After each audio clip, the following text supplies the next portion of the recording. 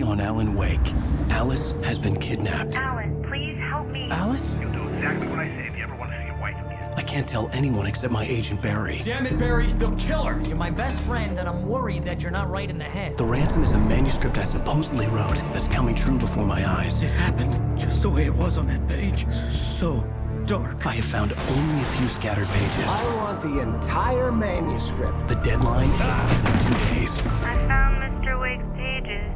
Good girl. How the hell did she get her hands on the manuscript anyway? I don't know. She's resourceful. I told you you were too hard on her. Listen, I found out all sorts of interesting stuff while I was digging around. Yeah. Mr. Wake, it's Sheriff Breaker. We have an FBI agent here, Agent Nightingale. FBI? He's anxious to see you. You'd better come to the station. Okay, I'll be right over, Sheriff. Let's make this quick, huh? Help you folks? Name's Randolph. I'm the manager. We're looking for Rose. Works as a waitress down at the diner. Rose, sure. Nice girl. Who wants to know? I'm Alan Wake. The writer, huh? I heard on the radio you were visiting. Well, I'll show you her trailer. That Rose, she's a nice girl. Always pays her rent on time.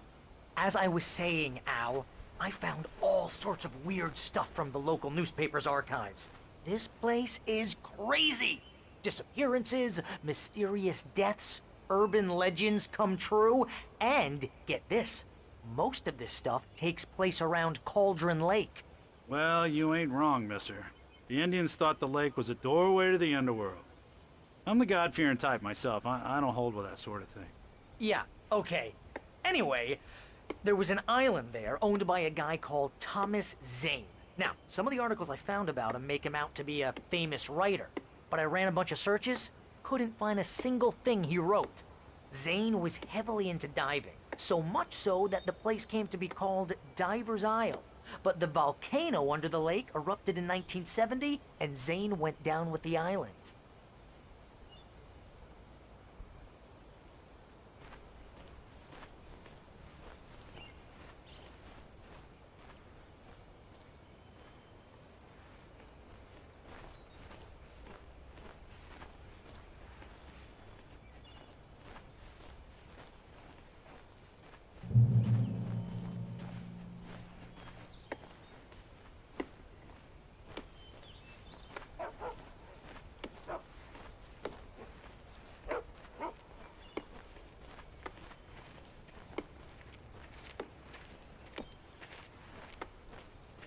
Yeah, how about that? It was there in the morning, as if it had fallen from the sky. But it would take a tornado to lift something like that. We're damn lucky it didn't crush any of the trailers.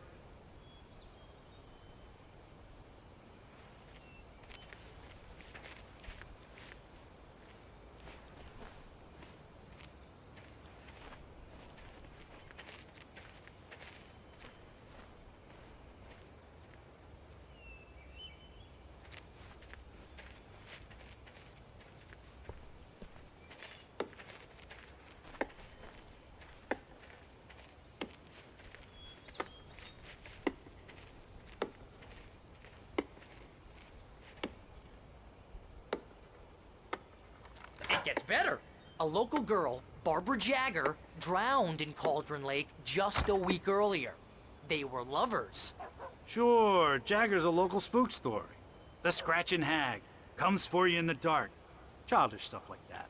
Anyway, Al, I'm just getting to the best part. All of the articles about this stuff were written by Cynthia Weaver. I asked around, and she's that crazy bag lady you met. What, the lamp lady? She can be a little loopy, but she's not homeless or anything.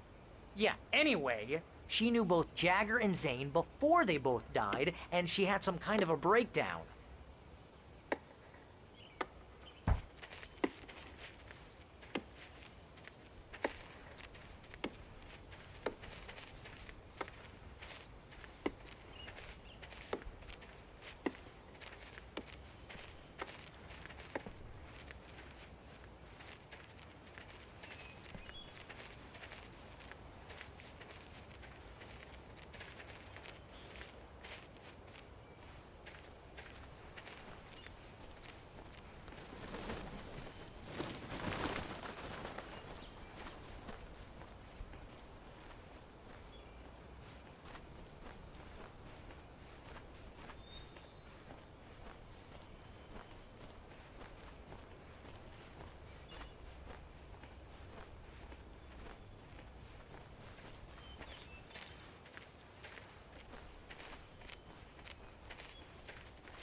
Well, mister, this here's Rose's trailer.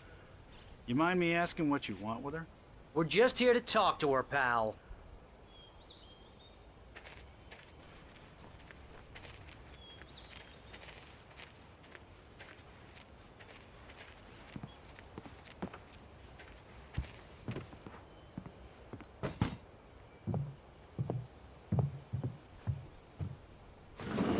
Welcome to... Oh dear, Mr. Wake. I'm so glad you're here. Rose, you have my manuscript? Oh. Oh yes. Yes. Please, come in. Hey, this is really good. Rose, Yes, my manuscript. I really need it. I understand. I know what you need. A muse to inspire you. Oh, for Barry? She doesn't have anything. Yeah, hey, Al? Oh, what's... Oh... Barry! What? What?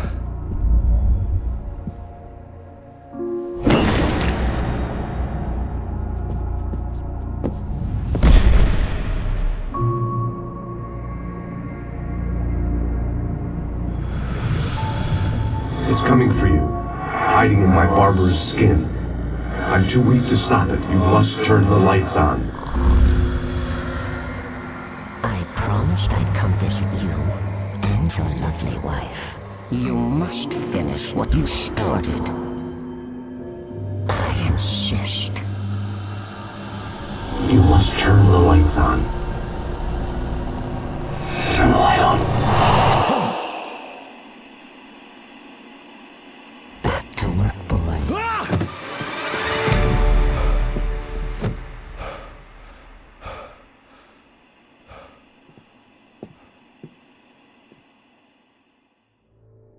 I felt nauseous, hungover. Only anger kept me going. I can't tell reality from dream anymore, but it seems I have an imaginary editor to help me. She's an old woman in a funeral dress. I call her Barbara Jagger. She's very strict. I'm writing faster and faster. My manuscript is being heavily revised. The edits are getting very aggressive, and each day there's less of me and more of her. I hate it, but I know she's right. She promises me I can save Alice this way. She knows more of this than I do. About the complex incantation I'm attempting. About this place. She's worked with another writer under similar circumstances, Thomas Zane. The genre of the story seems to be shifting. It's turning into a horror story. I'm getting close. I can feel it.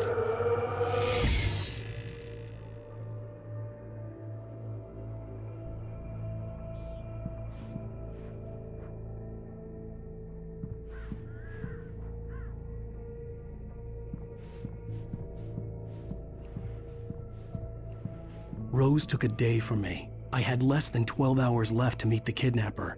All I could do was get Barry into the car, work something out once I got on the road.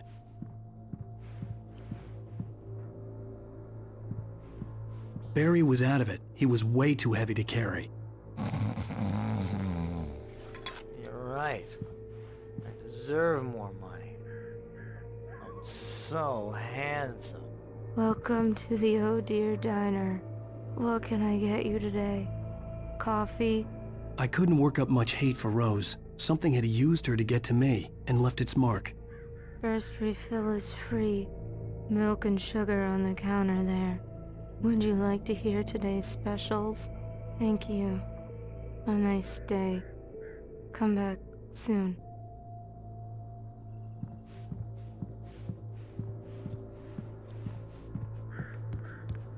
My gun and flashlight were gone.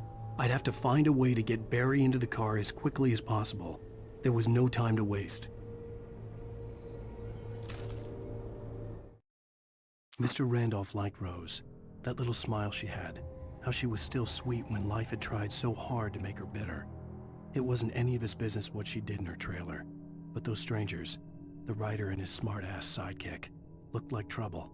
And they'd been in there for hours, way past her normal bedtime. He reached for the phone and called the sheriff's station.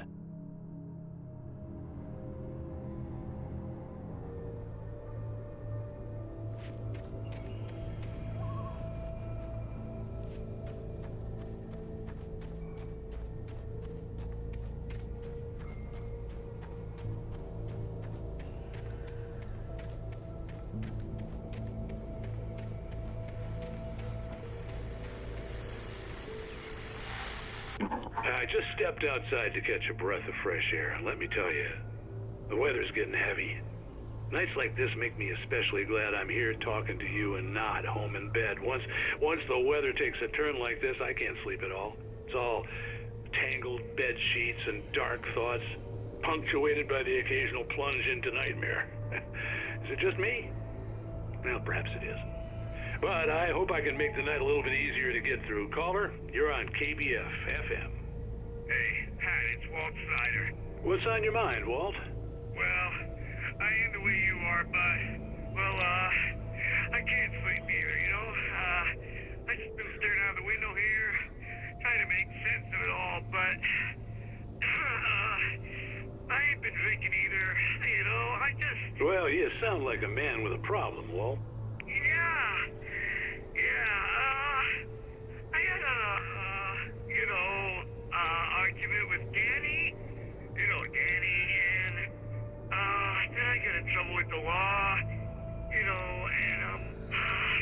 I'm just, well... I heard something like that, Walt.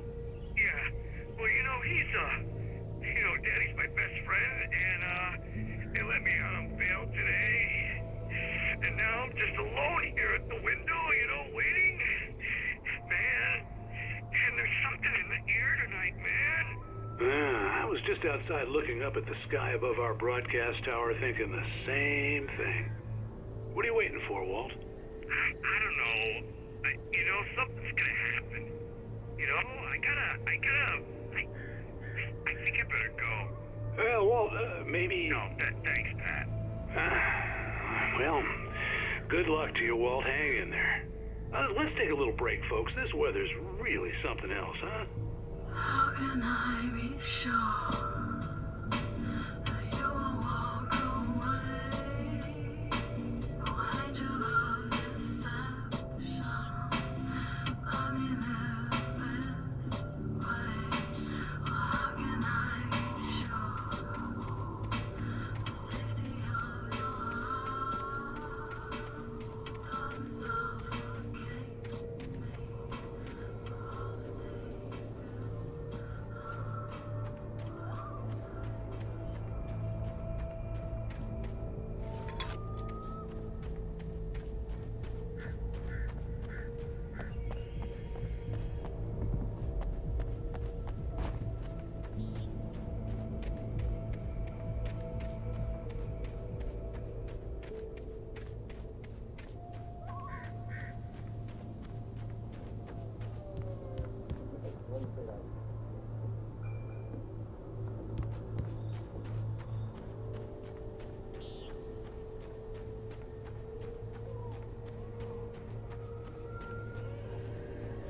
Oh, you're gonna get it now. God knows what you've done to that poor girl. This is Agent Nightingale, FBI! Get him up, Hemingway! You're under arrest! You move a muscle, I'll unload right in your goddamn face! Stay right where you are, Slane!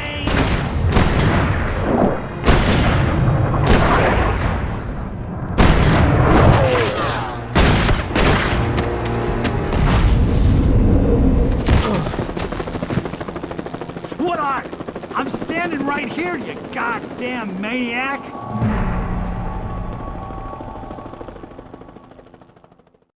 I hated to leave Barry behind, but there was no way I'd miss my appointment with the kidnapper. Give it up, Mr. Wake! Come on!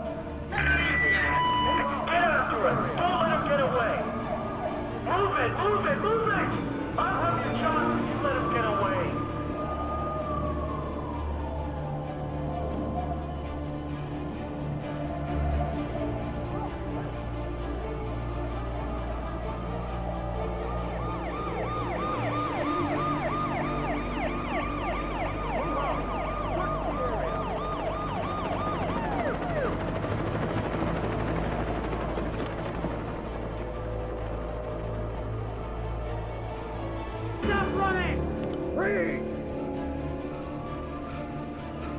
Okay, men, keep your eyes peeled. He's gonna try to make it through here. Oh, damn.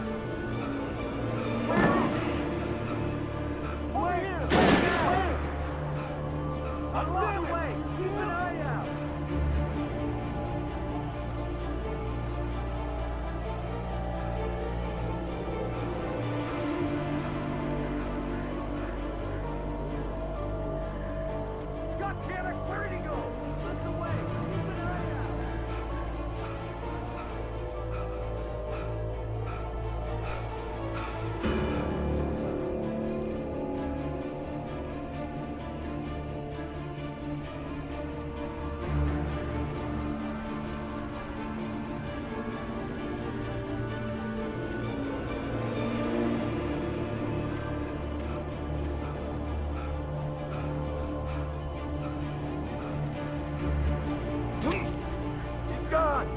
on, guys. We need to head him off.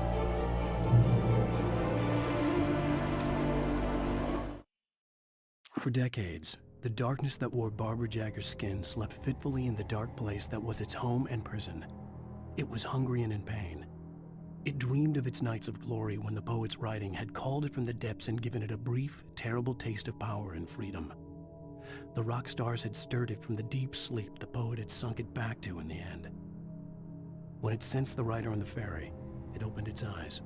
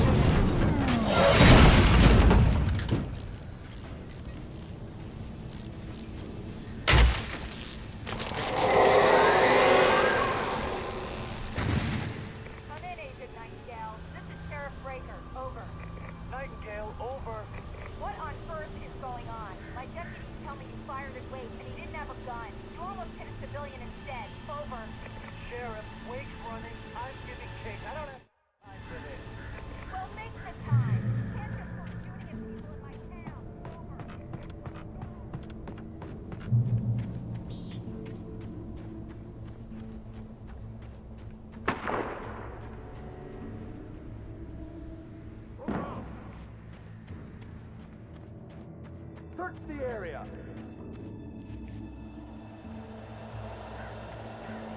Stay sharp. This way.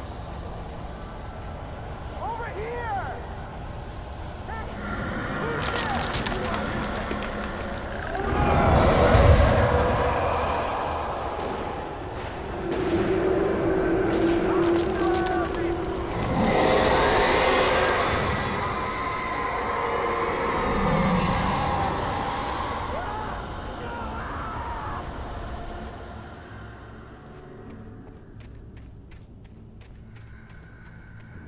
This horror was everywhere I went, circling me.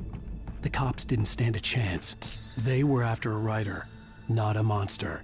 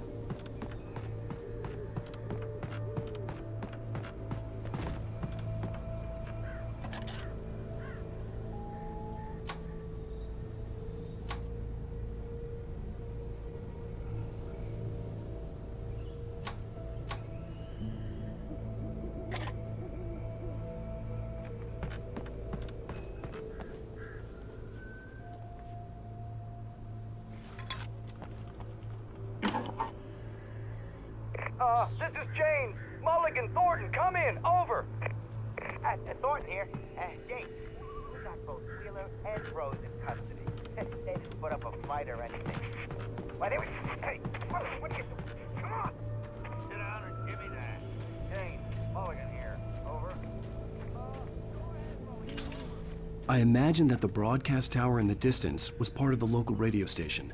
Maine seemed like a decent guy. Perhaps he could give me directions to the coal mine.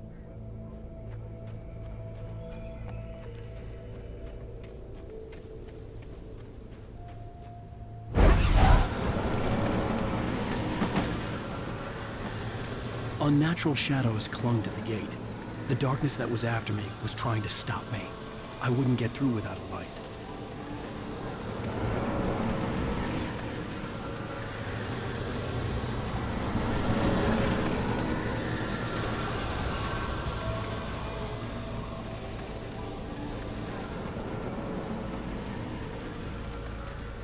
There was no power to the searchlight.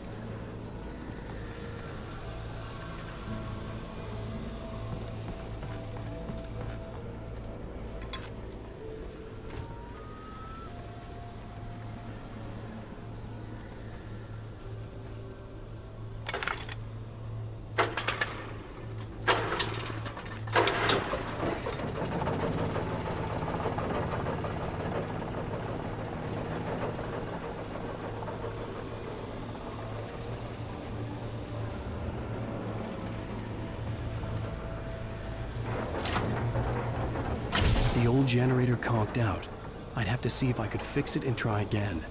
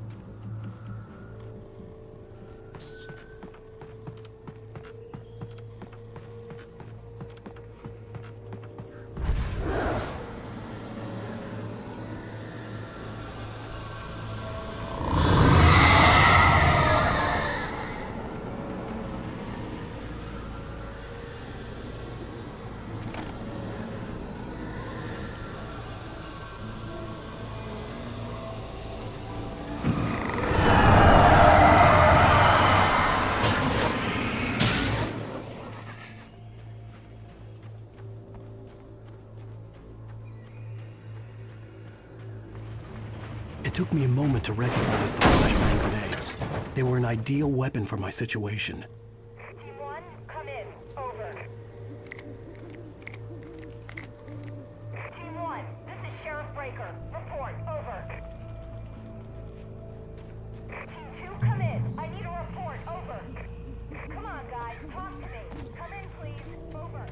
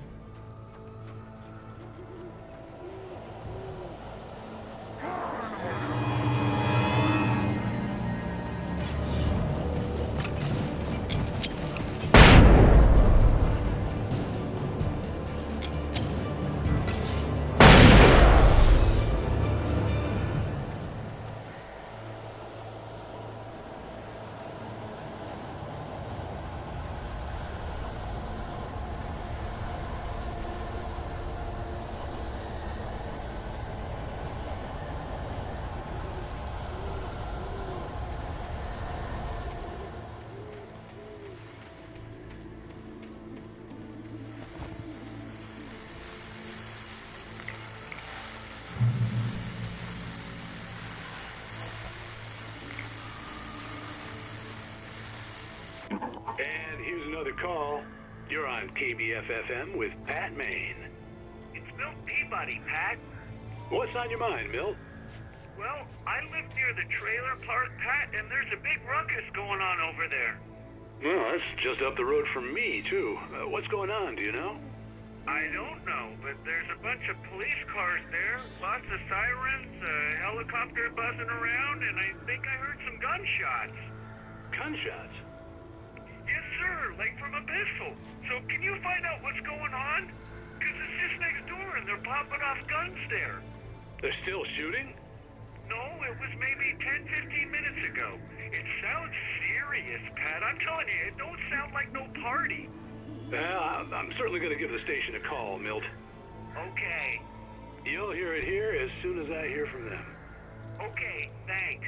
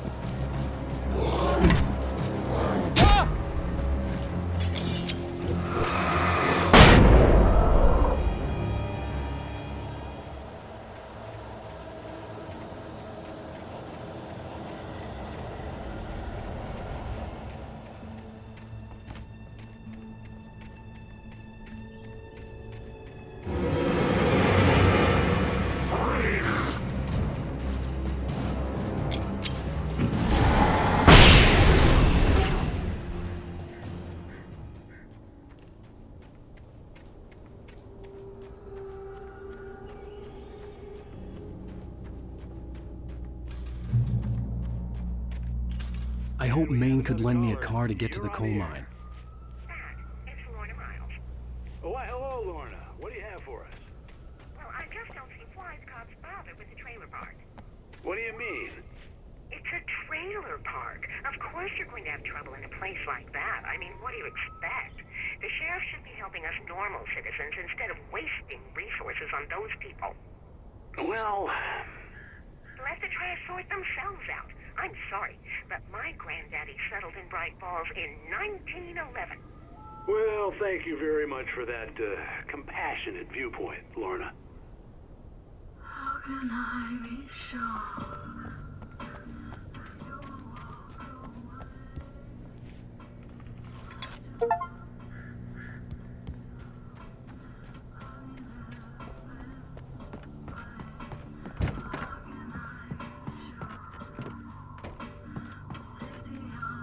Oh, here's a little surprise. The famous writer Alan Wake just walked in. Folks, I'm going to see if I can talk him into an interview. Come on in, Mr. Wake. Oh, I'm so glad you could find the time to do this, Mr. Wake. Nowhere to run now, Dan Brown. You back away from me. Don't hurt. Whoa. Everyone calm down. Put the gun down. We're all friends here, right? Cool your jets, Nightingale. We got him. tree! What the hell's the matter with you? There's a civilian in there!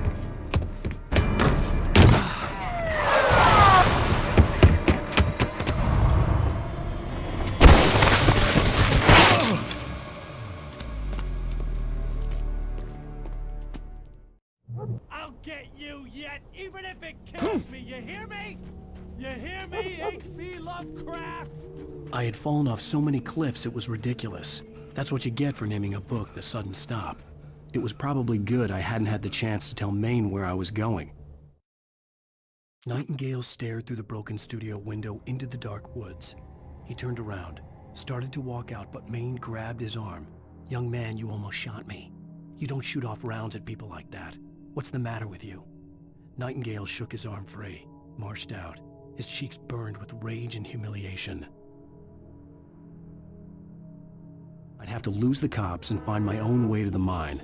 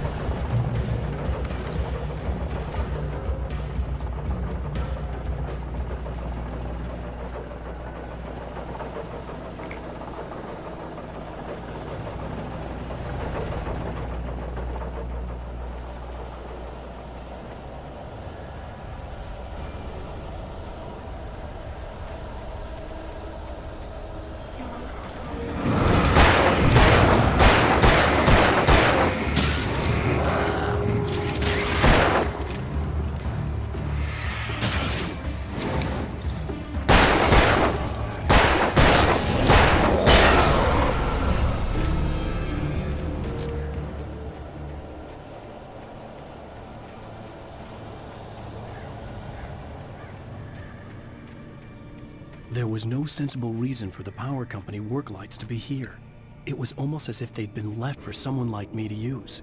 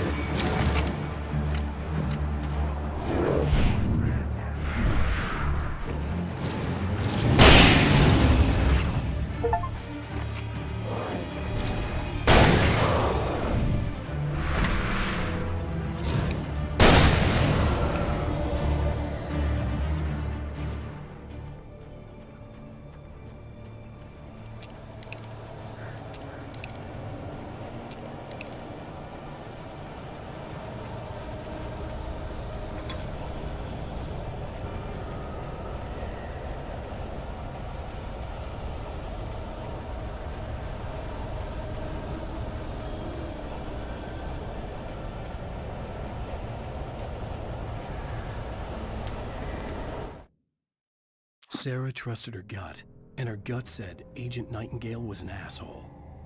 He felt wrong, and it wasn't just the smell of stale booze. It was in the way he flashed his badge, pulled rank, the look in his eyes when he wanted answers. Where was Alan Wake? What was this about an accident? Where was his wife? And most importantly, why did she let Wake go?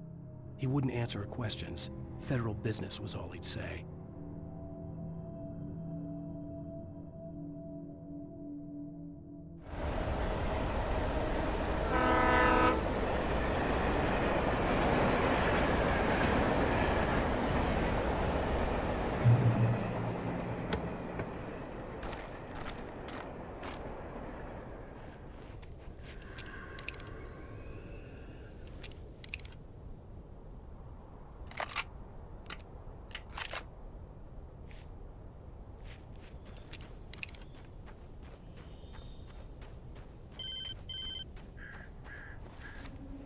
Hello? The most stubborn man I've ever met. Alice? Alice? Alan. I'm so afraid. He keeps me in the dark. Please help me. I look at you, Alan, and it's not you. Something else. Looking out from behind your eyes. Alice, I'm here. I'm so alone here. It's all gonna go to hell. You need to be careful. Cooperate. The connection had been terrible, but that wasn't the only thing that hadn't been right with the call. She sounded wrong somehow, but she had called me. The pipe wrenched itself loose from the bridge's steel framework.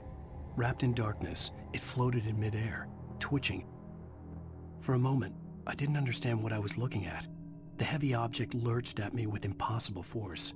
I threw myself out of the way, but just barely. When I turned my flashlight on it, it shook in a dark rage before it flew at me again.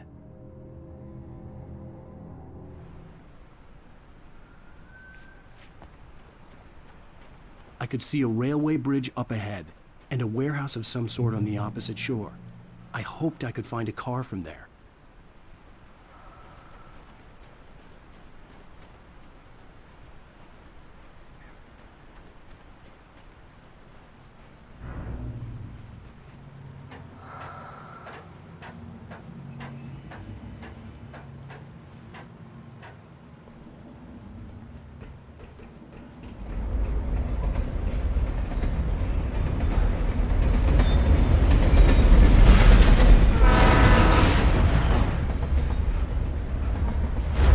That was pursuing me was growing stronger, and it was taking over everything in its path.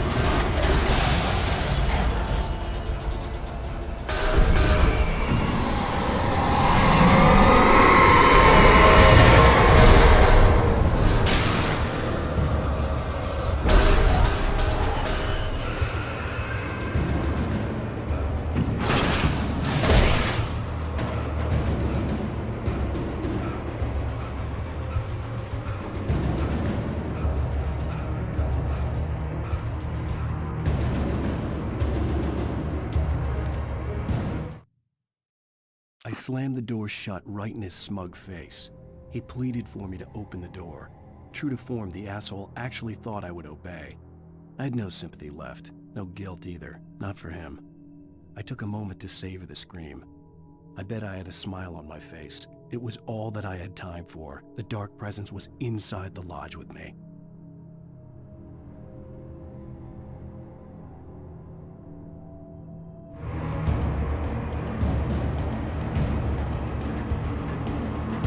As a teenager, just starting to get interested in writing, Stephen King had been a source of inspiration to me. I thought about all the inanimate objects that had come to life in his books. No one is safe in a good horror story, certainly not the protagonist. That's what makes them fun. This was anything but. The darkness could possess anything, and it was getting closer.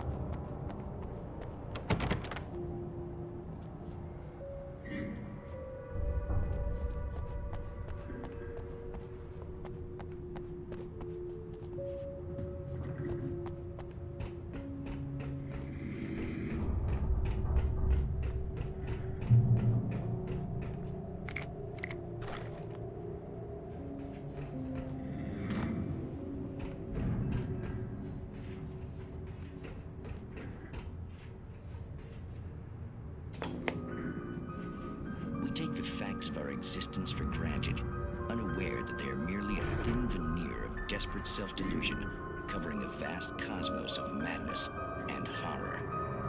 All too often, the stars are right. In Night Springs. Tonight's episode, A Family Occasion.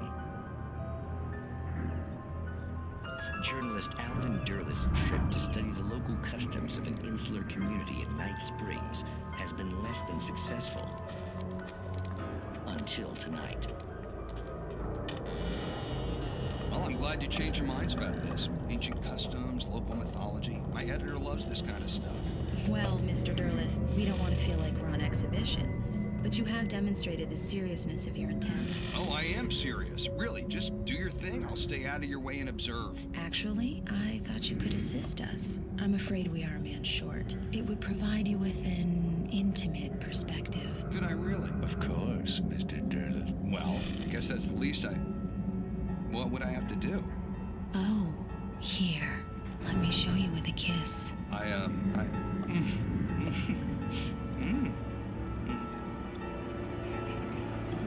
What did you...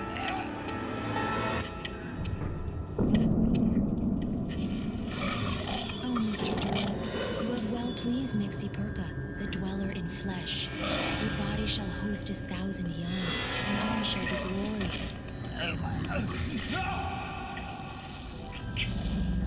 Shh, darling, be calm. Shh. Alvin Derleth learned a harsh lesson. If you go looking for mythology, it may come looking for you. And such quests always bear fruit. In Night Springs.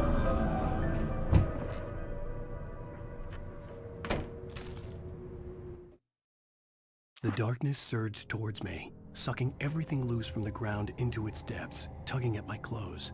I saw the flare the kidnapper had dropped and threw myself towards it just as I felt my feet leave the ground.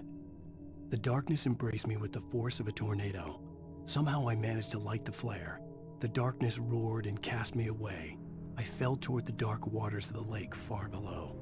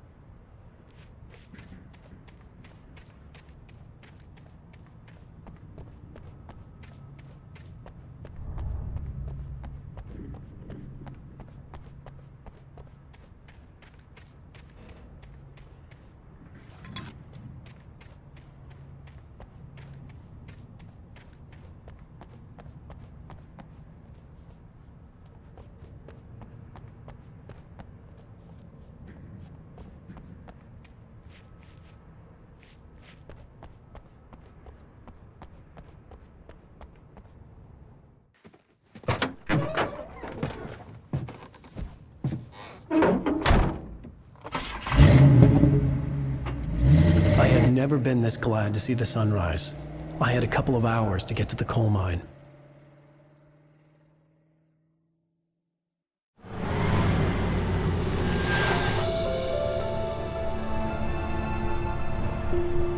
The coal mine wasn't far now.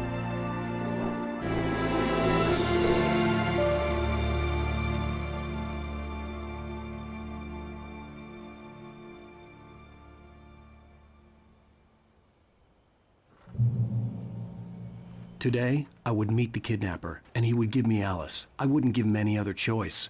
A drowning man will clutch at a straw.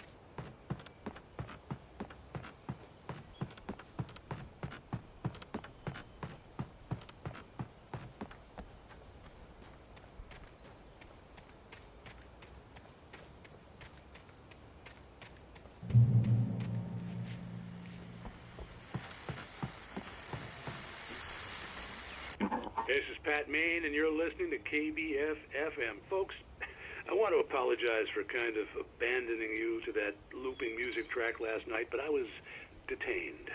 You see, I encountered a big-shot G-man with an itchy trigger finger who could use a lesson in manners and a boot in the ass, not necessarily in that order either.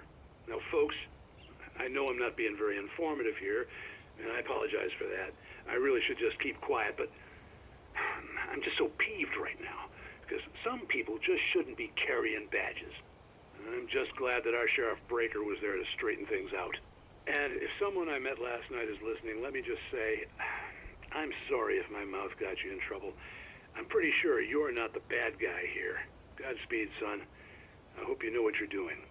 Now, on a lighter note, I'll be talking to Dr. Nelson all morning.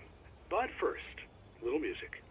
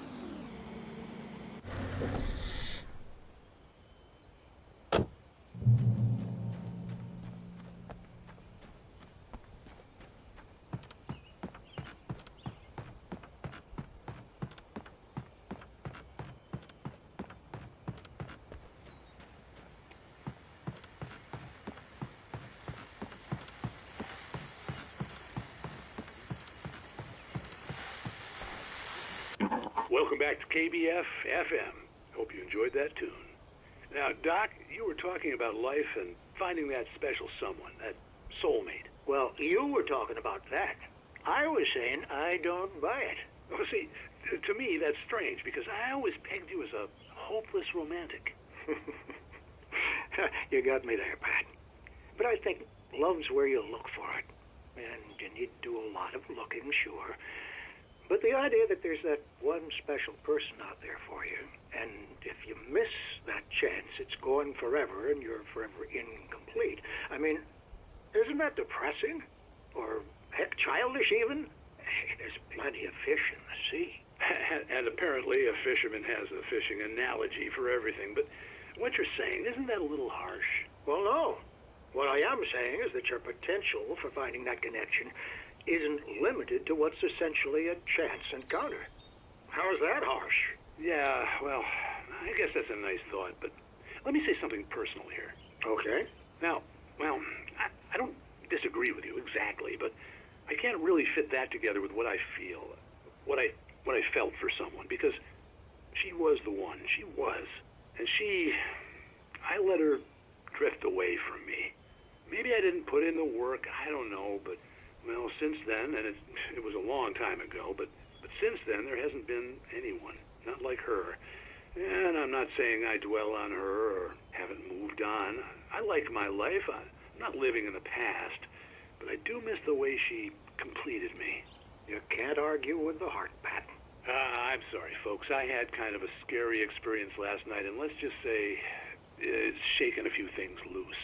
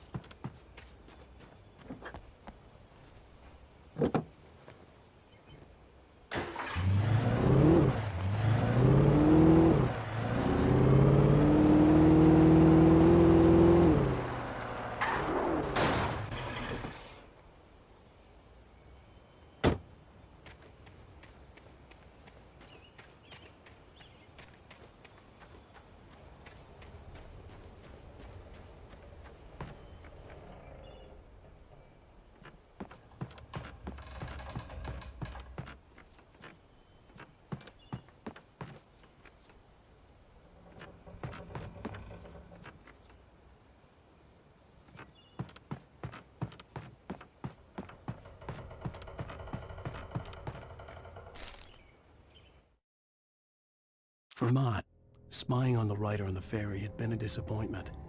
His boss had made Wake out to be something special, but Mott hadn't been impressed. He'd gotten a good long look at the wife, though, and he liked what he saw. Mott had fantasized about goading Wake into a fight, but it hadn't happened. Still, he'd get his chance to see if the writer had anything in him. He'd been promised as much.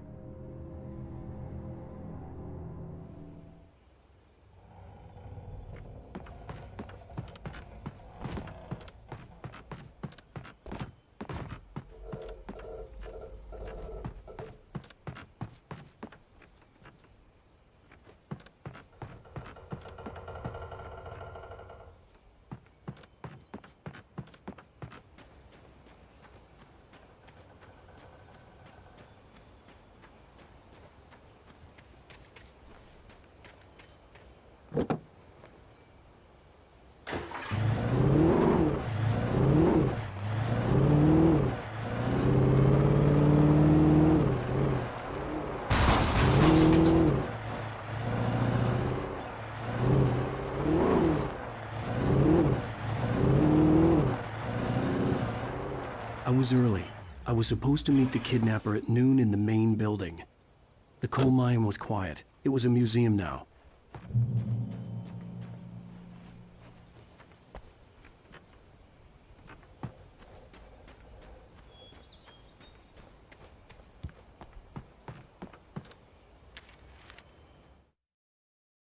With Nightingale gone and the night wind blowing in through the broken studio window, Maine stared at Sarah. The sheriff looked away. Maine's voice shook with barely controlled anger. That boy's doing more drinking than thinking. I hope you know what you're doing, Sarah. He's got a sickness in his eyes. You take my word for it. He wants Wake for a reason, and it's not for anything good.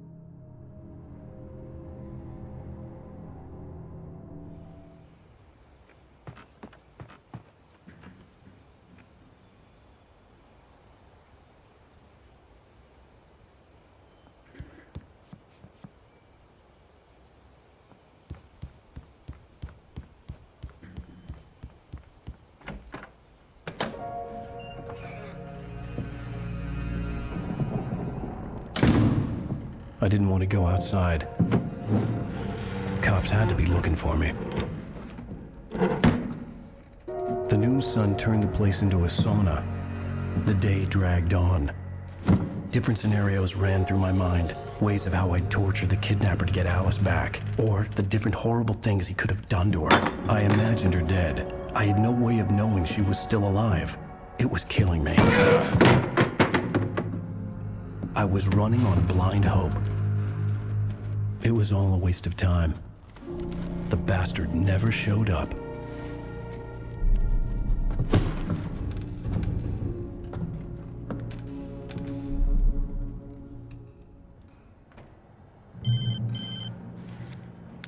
Wake, where the hell are you? Change of plans.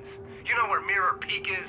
It's a big mountain north of where you are. You follow the path from the mine, you can't miss it. There's a lookout point there. I'll be waiting. I'm through being jerked around by you. You want to see your wife alive? Because if you do, you better watch what you say to me. Do we understand each other? I want to talk to Alice. Yeah, and I want the manuscript. Don't keep me waiting, Wake. Hello? Hello! Ah! I'm gonna kill him! I had to get to Mirror Peak.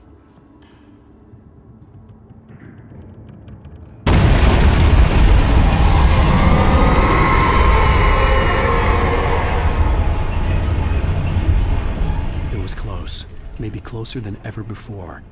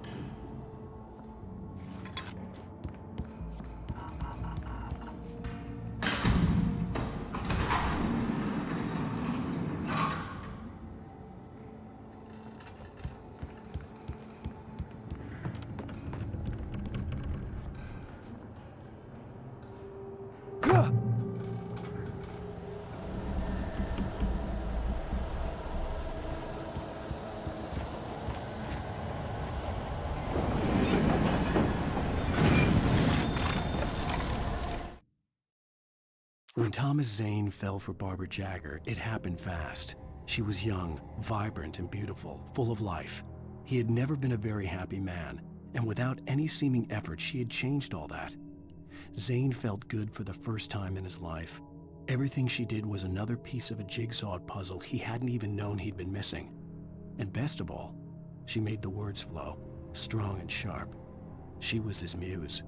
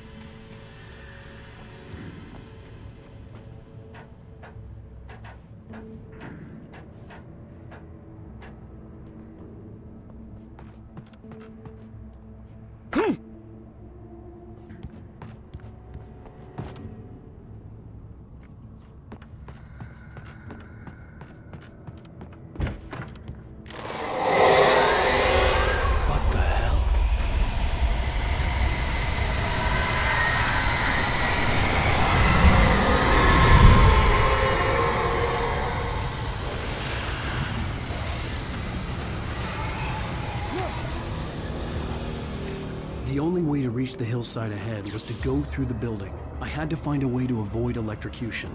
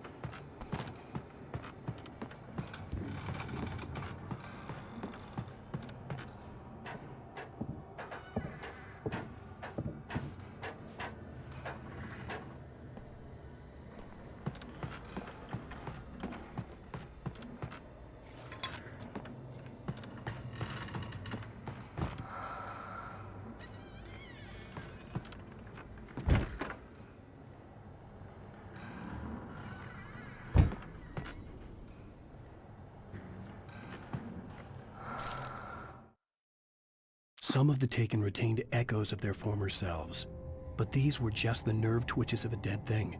Nothing remained but a shell covered and filled with darkness. In most cases, these puppets were enough for the purposes of the dark presence. But for anything more elaborate, as with the writer, it was different. It needed his mind. And so rather than taking him over completely, it merely touched him.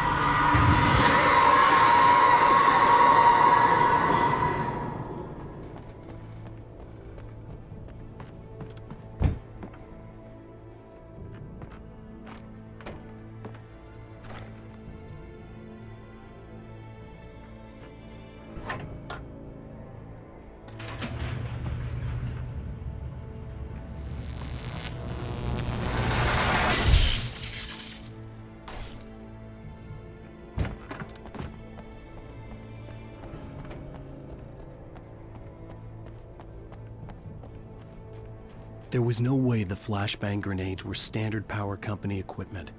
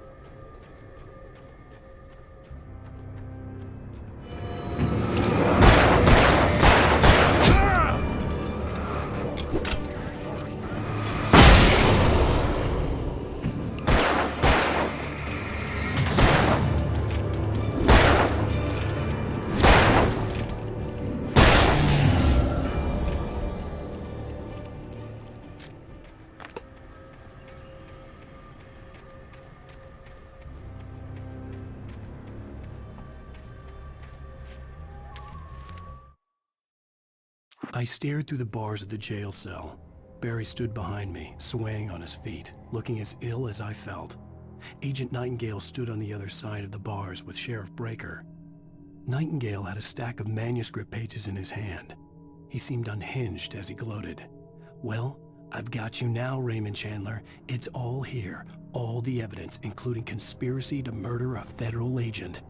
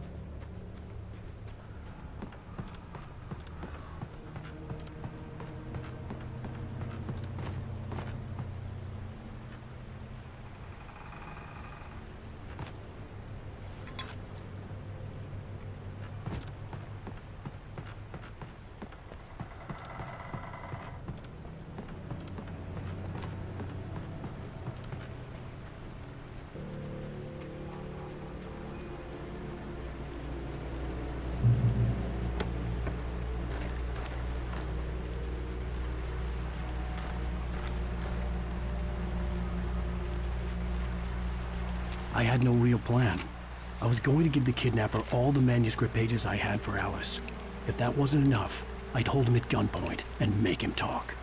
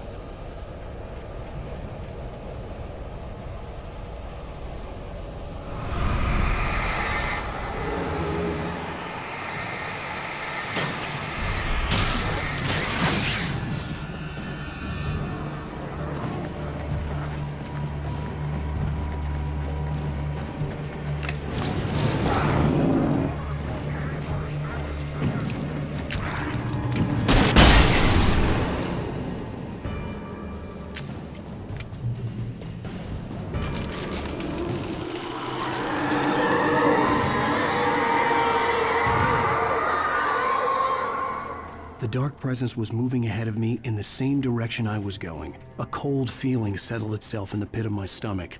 Was it going for Alice?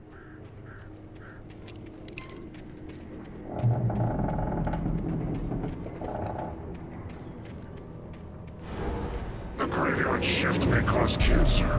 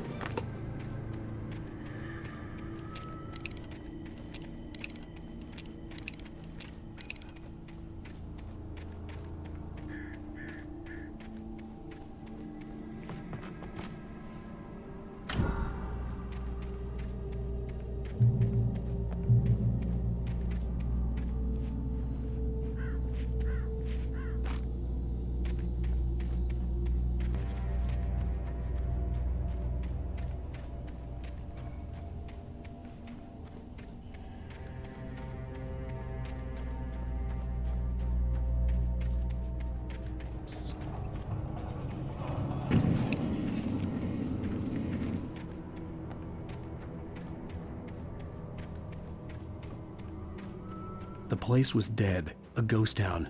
Had been for decades, maybe a century.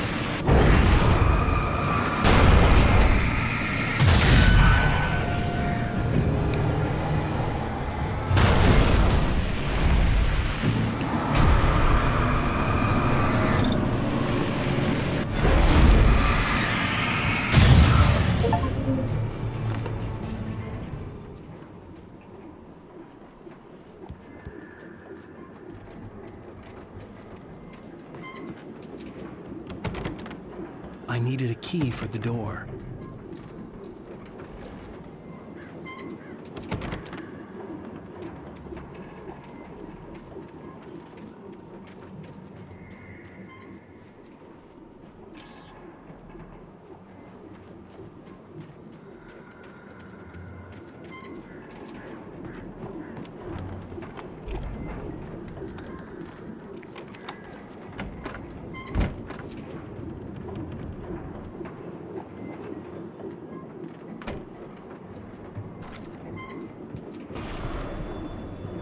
Anything outside of writing is a struggle. I feel ill. I managed to make my way downstairs. There's a shoebox filled with books and papers by Thomas Zane. It's very hard to focus, but I managed to read some of it. He's a poet, and a good one. He writes of muses and creators summoning fabulous things from a magic lake, using his powers to shape the world of a realm of gods and dreams and demons, dark things that wait for a chance to slip through, wearing the flesh of men as disguise. Zane writes about himself, his girlfriend being taken over by a dark presence, about growing scared of the lake. Zane believes it's a mirror to the gaping void of darkness above, where some Lovecraftian presence lurks. I crawl back upstairs. I'll borrow these things for my story. They ring true. They fit.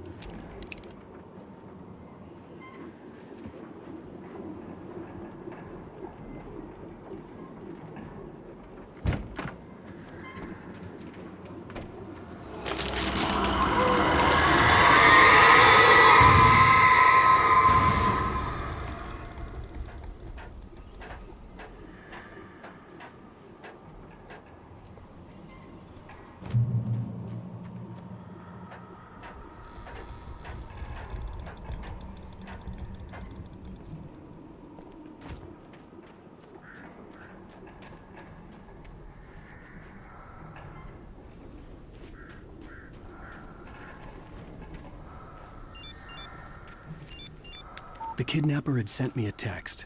The message was full of spelling errors and insults. It was telling me to hurry up.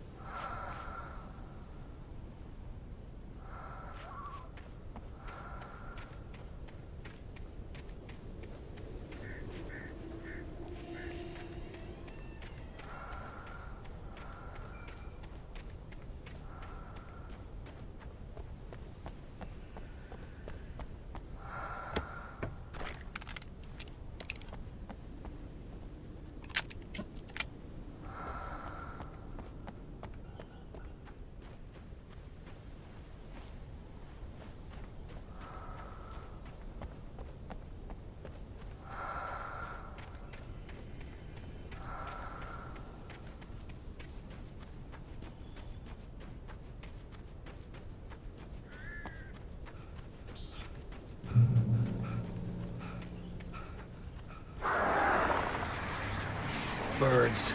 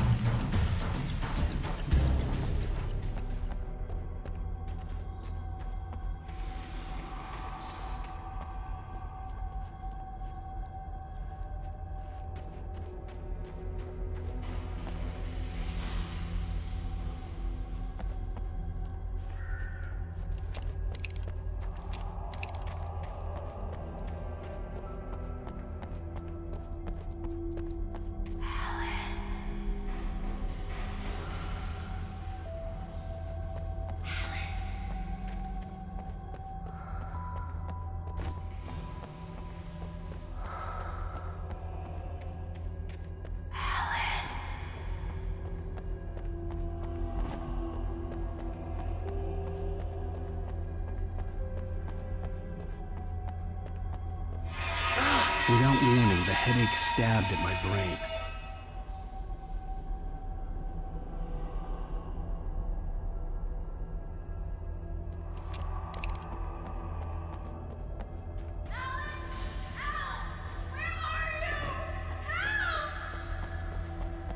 Alice?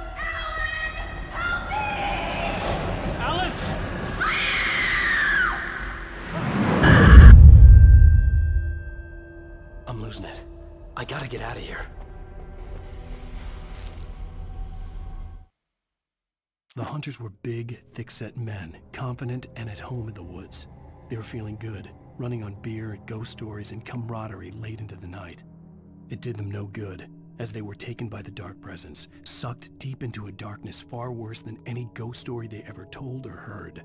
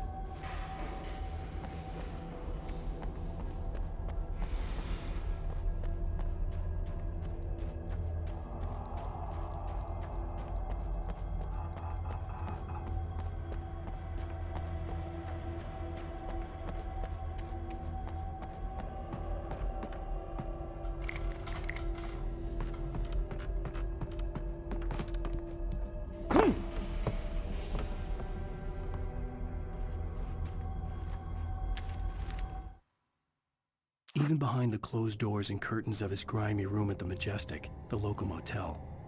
Nightingale could feel the locals' eyes on him, the unrelenting pressure of their judgment. He forced it out of his mind. For all he knew, they could all be under Wake's spell already. You do what you have to do to get the job done. He took comfort from the bottle in his hand. Please, he thought, just let me get through this.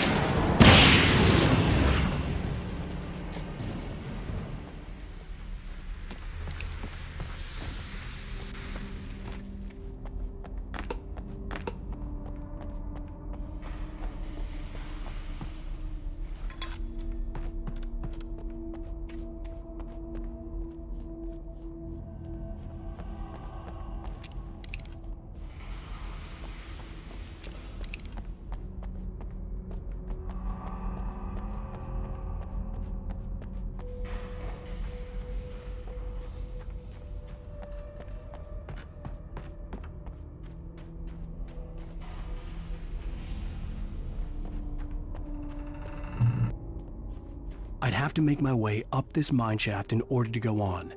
Maybe the machinery could help me with that.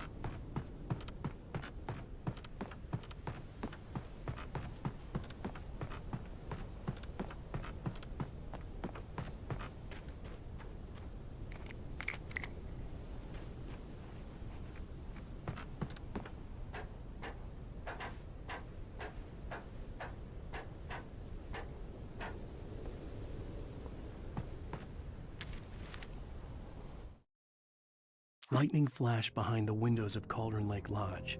Tor Anderson laughed and held the steel hammer above his head. Nurse Sinclair was trying to calm him down without success. Tor grinned madly and shouted, "My hammer's up. Here's a friendly poke from Molnir, wench." He brought the hammer down with all his might on Sinclair's head. "We're on a comeback tour, baby."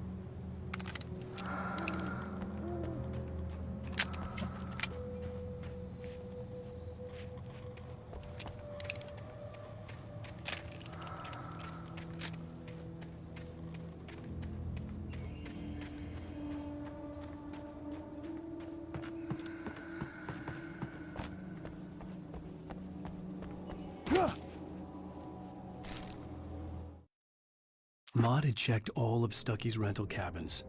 There had been no sign of the Wakes. It was dark when he'd found their car parked at the end of the road by Cauldron Lake. It made no sense. They must have taken a wrong turn, but there was no sign of them, and the car had been there for hours already. Frustrated, Mott stood on the rotten ruin of the footbridge that had once led to Diver's Isle before it sank beneath the waves years ago. The boss wouldn't be happy.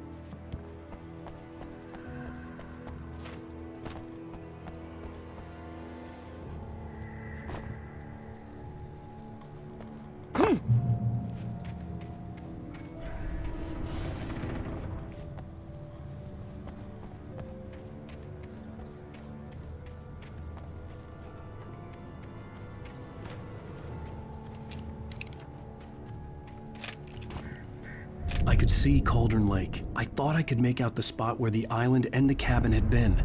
There was a light near it. It had to be a boat.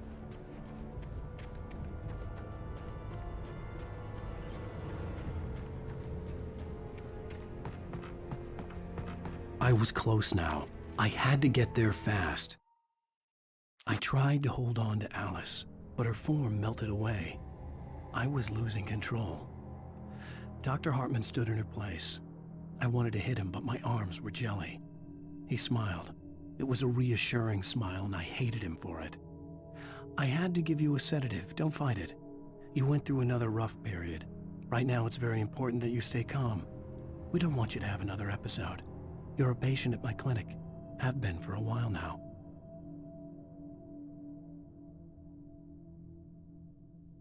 I dreaded what I would find.